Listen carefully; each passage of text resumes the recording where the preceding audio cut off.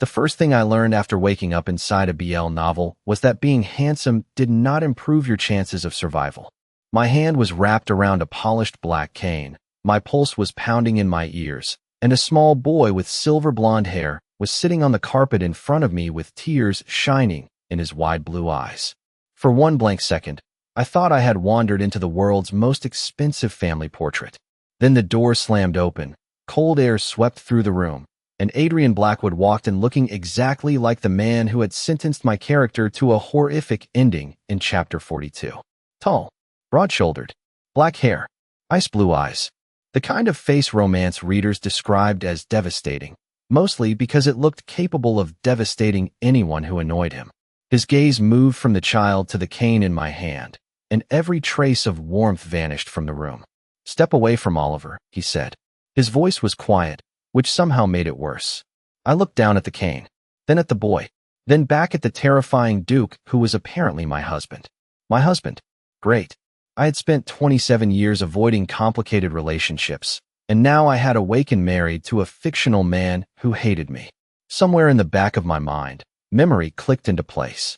Ethan Ashford, the wicked stepmother, the beautiful, arrogant villain everyone blamed for Oliver's misery. In the original novel, he insulted the child, manipulated the household, and eventually became the perfect scapegoat for a crime he had not committed. Readers celebrated when he disappeared from the story. I had not celebrated. I had written an angry comment at 2 in the morning demanding better character development. Apparently, the universe had taken that personally.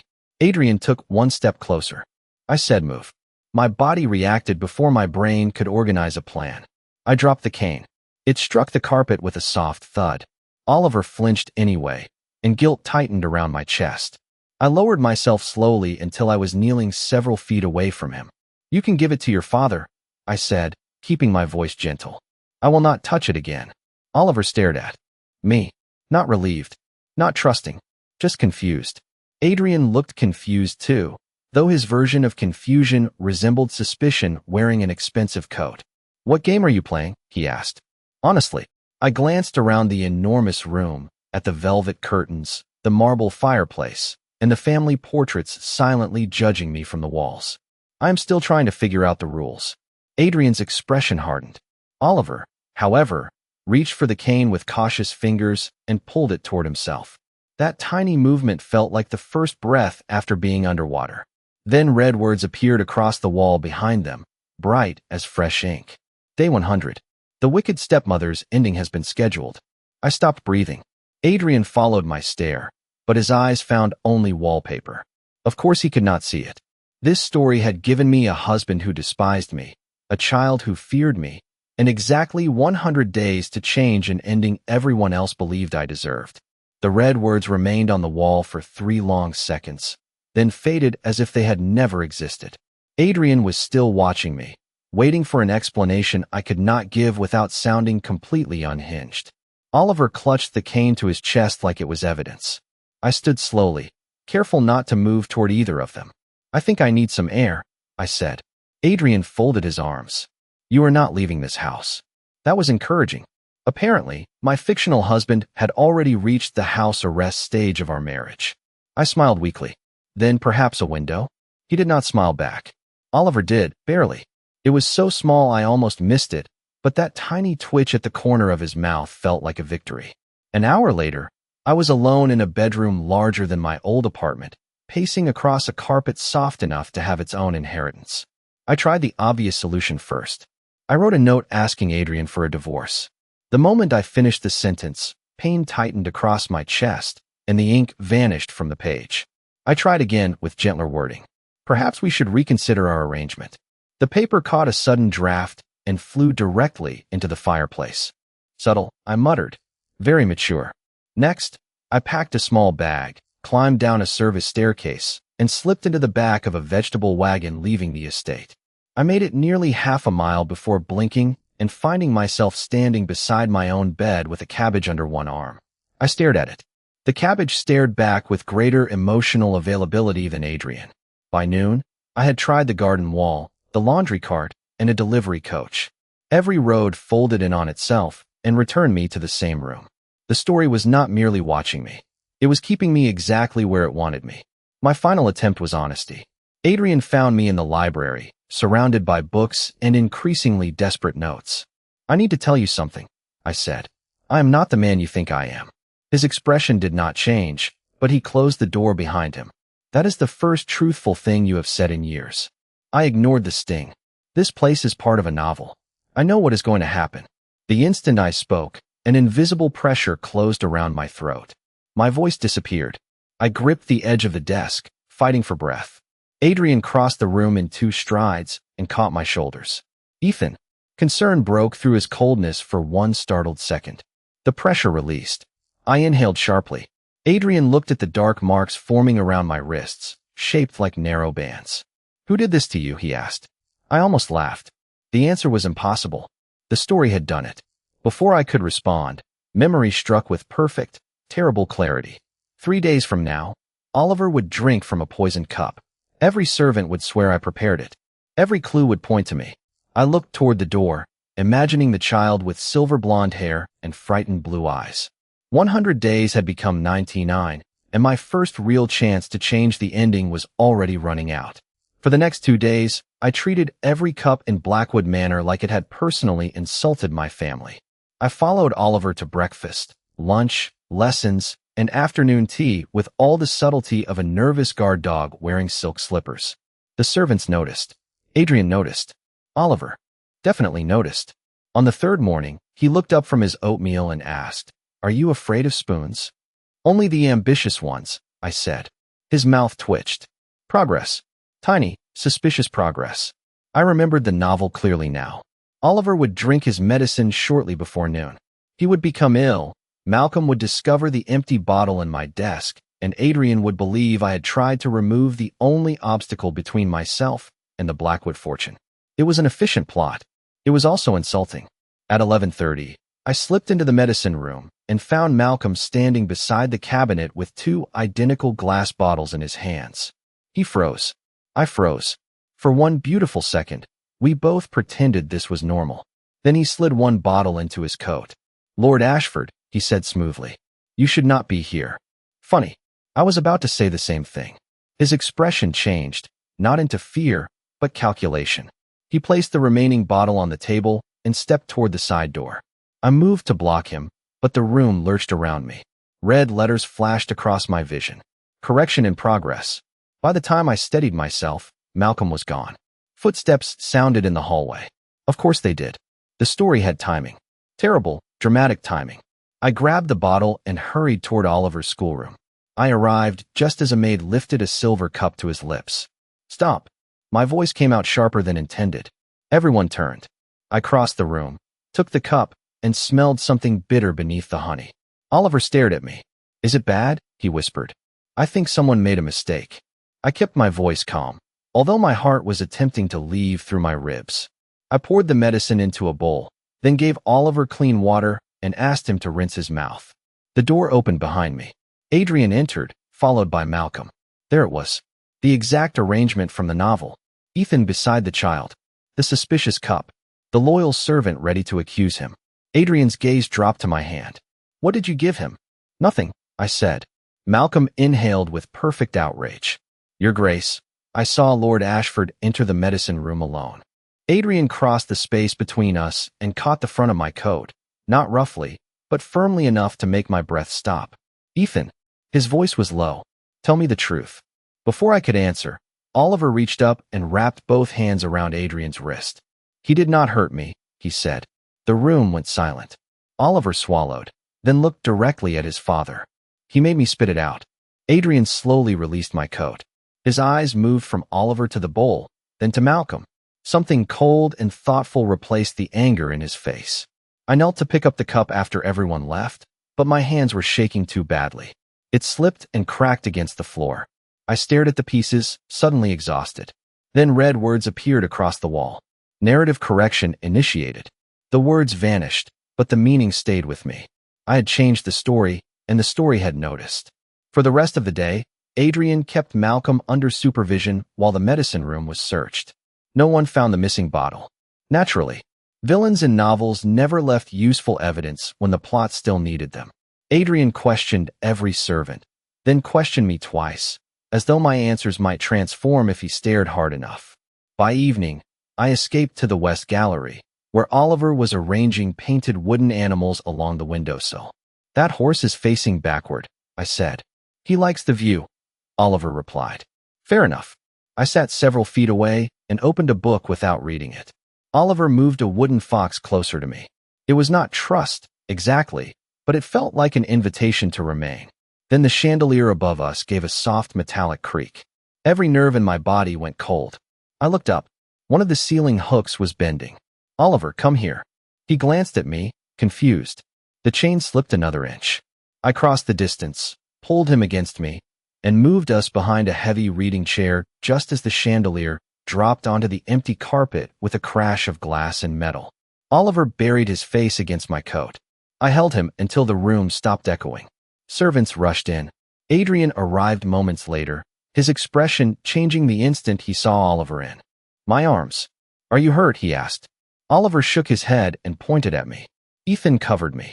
I had not noticed the ache in my shoulder until Adrian touched it. His hand was careful, almost uncertain. "You are injured."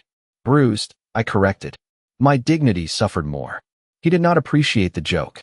An hour later, I sat in his private study while he wrapped a clean bandage around my shoulder. He had dismissed the physician after deciding the injury was minor, yet he insisted on handling it himself. His black gloves rested on the desk. Without them, his hands looked less like symbols of authority and more like ordinary human hands, warm and steady against my skin. I focused on the fireplace. The alternative was noticing how close he stood. "Why did you do it?" Adrian asked. The chandelier seemed committed to ruining the afternoon. "You know what I mean." His fingers paused near my collar. "Why risk yourself for Oliver?" I swallowed. The truthful answer was impossible. Because I knew what happened when no one protected him. Because I had read his suffering as entertainment from a safe world. Because I had only 97 days left, and saving him felt more important than saving myself. Maybe I finally understood that children remember who chose not to save them, I said. Adrian went completely still. Something shifted behind his eyes, quiet and painful. He finished the bandage, but his hand remained near my shoulder for one breath longer than necessary. "You are not behaving like the man I married," he said. "I am starting to think that might be a compliment." His mouth almost curved. Almost. Then a servant knocked and announced that the chandelier hook had not broken from age. Someone had loosened it. Adrian turned toward the door, but before leaving, he looked back at me. For the first time, he was not watching as though he expected me to harm his family. He was watching as though he had begun to wonder who was trying to harm me. By breakfast the next morning, Adrian had doubled the guards around Oliver, sealed the medicine room, and developed the deeply irritating habit of watching me whenever I entered a room. I told myself it was progress. Previously, he had watched me like a criminal. Now he watched me like a criminal who had become unexpectedly confusing. Our fragile peace lasted until Vincent Blackwood arrived with a royal letter and a smile polished enough to hide a knife. He was Adrian's older cousin, silver-haired, elegant, and far too pleased to find the household unsettled. "The Crown has concerns," Vincent announced over tea. "A child exposed to poison, falling fixtures, and domestic instability cannot be considered secure." Adrian's cup touched the saucer with a quiet click. "Choose your next words carefully." Vincent smiled wider. He explained that a royal inspector would visit within 5 days. If our marriage appeared hostile or Oliver seemed frightened, Adrian could temporarily lose custody while the court investigated. I nearly laughed, mostly because panic had removed every better response. The story had failed to frame me for poisoning, so now it was trying legal paperwork. Ruthless, efficient, very British, looking for a world that had never heard of Britain. After Vincent left, Adrian summoned me to his study. "We must appear united," he said. "How united?" I asked. His silence answered before he did. The royal inspector expected family dinners, shared public appearances, and proof that Adrian and I lived as spouses rather than armed diplomats occupying opposite wings. "We will attend the winter reception together," he said. "We will dance." "I do not dance." "You danced at our wedding." The previous version of me had talents. Adrian studied me for a long moment, then decided not to ask. That evening, he attempted to teach me in the empty ballroom. Attempted was generous. I stepped on his boot twice, turned the wrong direction, and nearly collided with a marble statue. Adrian caught me around the waist before I could fall. "Stop trying to escape every time I bring you closer," he murmured. My thoughts vanished. His hand was steady at my side. His face was only inches from mine, his expression softer than I had ever seen it. "I was avoiding the statue," I said. "Naturally." Oliver, watching from a chair, covered his laugh with both hands. The ballroom doors opened, and a young man entered carrying a physician's case. Golden brown hair, gentle gray eyes, calm smile. Liam Foster, the original novel's true romantic lead. Adrian was supposed to meet him after my death. Instead, Liam bowed to us both and said he had been sent to examine Oliver. I waited for fate to strike. Music, recognition, love at first sight. Adrian barely glanced at him. His hand remained at my waist until I stepped away. Later, unable to sleep, I went to the library and found a familiar black book resting alone on the center table. No one had placed it there. The cover opened by itself. Red ink spread across the first blank page, forming a new sentence one word at a time. "The male lead has rejected his original path." The book snapped shut before I could touch it, and every candle in the library went dark. A winter storm pressed against the windows, covering the glass with white and turning the manor into a silent island. I reached for the door, but it refused to open. "Of course," I muttered. "The haunted novel wants privacy." A light appeared behind me. Adrian stood in the doorway to the reading alcove with a lantern in one hand and suspicion in his eyes. "Why are you here?" "I could ask you the same thing, but I suspect your answer would sound more responsible." He tried the main door. Locked. The windows would not move either. We were trapped in the library together while the storm gathered strength outside. Forced proximity had apparently become the story's newest strategy. Adrian set the lantern on the table and noticed the black book. "I have seen that before," he said. My heart skipped. "Where?" "In dreams." Before I could ask more, a shelf beside the fireplace shifted with a low scrape, revealing a narrow compartment. Inside rested a small leather journal tied with faded blue ribbon. My name was written across the cover. Not my handwriting. His handwriting. The original Ethan's. Adrian opened it carefully. The first pages described lonely dinners, locked rooms, and instructions delivered by Malcolm in Vincent's name. Ethan had been told what to say, where to stand, and how cruel he needed to appear. Each time he resisted, his memories became confused. His anger sharpened. His affection for Oliver twisted into fear. Magic had not controlled every action, but it had pushed every weakness until the household saw only a villain. Adrian read in silence. The storm filled the pauses between each page. Near the end, Ethan had written about the poison medicine. He knew someone planned to blame him. He had tried to warn Adrian twice, but every letter disappeared. The final entry was only 3 lines. "I know Adrian will believe them. I know he will choose Oliver. I only wish he would look at me once before deciding I was beyond saving." Adrian lowered the journal. His face had lost all color. "I never asked," he said quietly. "I saw what I expected to see. I wanted to comfort him, but grief sat between us like another person. You were protecting your son. I was also refusing to listen." His voice broke at the edges. He told me about dreams that had followed him for years. In them, snow covered the courtyard while Ethan stood alone, asking for one moment of trust. Adrian always woke before he could answer. "Perhaps they were memories from another version of this story," I said. He looked at me then, truly looked, as though every familiar feature belonged to someone he was meeting for the first time. "Who are you?" The invisible pressure returned around my throat, warning me not to speak the truth. I raised one hand to my neck. Adrian noticed. He stepped closer, but did not demand an answer. Instead, he rested his forehead lightly against mine. "Whatever happened to the man who wrote this?" he whispered. "I am sorry." I closed my eyes. I did not know whether the apology belonged to the dead Ethan or to me. Perhaps it belonged to both. Behind us, the black book opened by itself, and red ink formed a new sentence. The villain was never the person the story accused. The library door opened at dawn as if nothing unusual had happened. Adrian carried the journal. I carried the black book.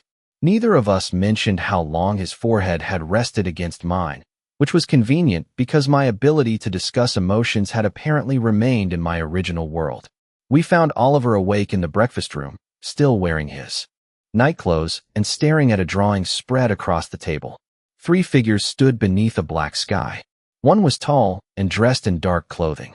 One had brown hair and held the hand of a small boy. Behind them, the manor windows were filled with red light. I dreamed it again, Oliver said. Adrian sat beside him. What did you see? Oliver looked at me before answering. Ethan was outside in the snow. You were calling for him, but he could not hear you. Then Cousin Vincent came into the house, and you were gone. The room seemed to shrink around us. Oliver had drawn more pictures beneath the first. Adrian standing alone beside a white rose. Vincent seated in the Duke's chair. Malcolm leading Oliver toward a distant carriage. These were not ordinary nightmares. They were pieces of the original ending. How long have you had these dreams? I asked. Oliver folded his hands in his lap. Since before you became different. Adrian went still. I tried to smile. Different how? Oliver studied me with the grave patience only children and very old judges seem to possess. You used to look at me like you were trying to remember whether you loved me. Now you look at me like you already decided. Something in my chest tightened. I moved closer, and Oliver reached for my sleeve. Did I call you here? He whispered. I had no answer. The black book trembled beneath my arm, but no words appeared. Oliver leaned against me, small and warm, and said, I am glad you came, Dad. The word nearly broke me. Adrian looked away, though not before I saw the emotion in his face. That quiet moment lasted less than a minute. A bell rang from the eastern wing. Then another. A servant rushed into the room, pale and breathless. Oliver's tutor had been found asleep in the schoolroom, and the garden door stood open. I looked down. Oliver was no longer beside me. Only his wooden fox remained on the chair. We searched every corridor, every stairwell, every room. Nothing. On Oliver's desk, we found a folded note sealed with gray wax. Come to the Winter Palace alone, or the child will disappear from this story. Adrian read it once and ordered the estate gates closed. You are not going, he said. The message is for me. That is exactly why you are not going. His voice was controlled, but fear had entered it. I promised him I would stay. Then I waited until sunset, left the journal on his desk, and placed my wedding ring beside it. The story wanted me alone. For once, I intended to give it what it wanted long enough to take Oliver back. I reached the edge of the frozen road before the manor doors opened behind me. Adrian stood beneath the lantern light, holding my ring in his palm. His expression was calm in the way winter skies were calm before a storm. He still thinks I am going to let him face the ending alone, he said. Adrian caught up with me before I reached the first-mile marker, which was impressive considering I had taken a horse, and he had apparently brought half the household. Liam rode beside him, carrying his physician's case, while 3 guards followed at a careful distance. This is not what alone means, I said when Adrian drew level with me. I have never respected instructions written by kidnappers, he replied. The Winter Palace stood beyond the frozen lake, its white towers glowing beneath hundreds of lanterns. Music drifted from inside. Vincent had not hidden Oliver in a dungeon. He had brought him to the royal reception, where every noble in the region could watch the final scene unfold. That was worse. The ballroom fell silent when we entered. Oliver stood near the throne platform with Malcolm beside him. He looked frightened but unharmed. Vincent waited at the center of the room, holding a document sealed with black wax. Lord Ashford, he announced, you arrived exactly as expected. Red words appeared above him. Final correction in progress. My feet moved before I told them to. Invisible strings seemed to pull me across the floor. The black book beneath my coat grew hot. Vincent offered me a pen. Sign your confession, he said softly. Admit that you endangered the Blackwood heir, and this unfortunate story can finally end. I tried to step back. My body refused. Adrian called my name, but the sound reached me from far away. My fingers closed around the pen. Then Oliver lifted his chin. You are not my family, he told. Vincent. The words were quiet, but they changed something. The pressure weakened. I dropped the pen. Vincent's smile disappeared. Adrian crossed the ballroom and stood beside me, taking my trembling hand in his. You do not face this alone, he said. Liam opened his case and removed a small glass charm. It glowed near Malcolm, exposing strands of dark magic around his wrists. Malcolm stared at them in horror. Whatever had bound his silence broke. He confessed everything. Vincent had altered letters, influenced memories, and arranged every incident meant to isolate me from Adrian and Oliver. The journal was brought forward. So was the poison medicine bottle, discovered inside Vincent's traveling chest by Adrian's guards. The black book flew from my coat and opened above the ballroom floor. Pages turned rapidly as the original story rewrote itself in red ink. A horrific ending remains necessary. The noble stepped back. Vincent looked at me with sudden triumph. Then the final sentence appeared. The wicked stepmother was never Ethan Ashford. It was the one who entered a grieving family, poisoned its trust, and tried to raise himself above its ruin. Every red word vanished from my name and gathered around Vincent's. The royal guards escorted him from the ballroom without ceremony, while the court watched in stunned silence. Malcolm surrendered.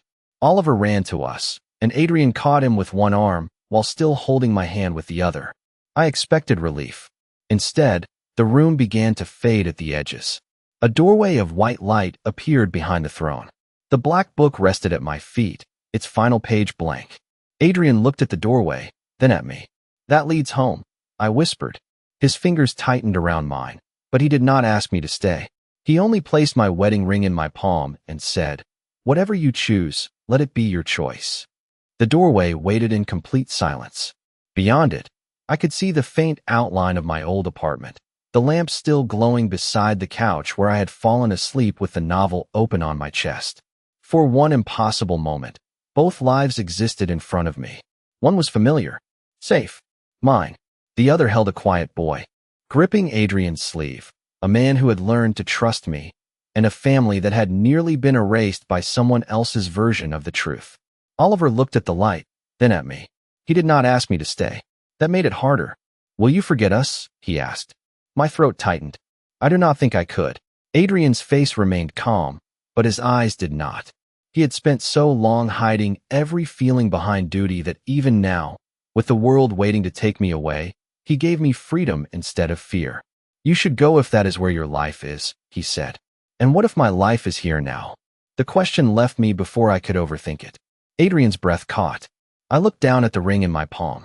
Once, it had been proof of a marriage I did not choose. Now it felt like an answer only I could give. I slid it back onto my finger. The doorway flickered. "I am staying," I said. Oliver moved first. He wrapped both arms around my waist with enough force to make me stumble. Adrian steadied us, one hand at my shoulder, the other resting gently against Oliver's back. The white light collapsed into a single bright spark and disappeared. The ballroom returned.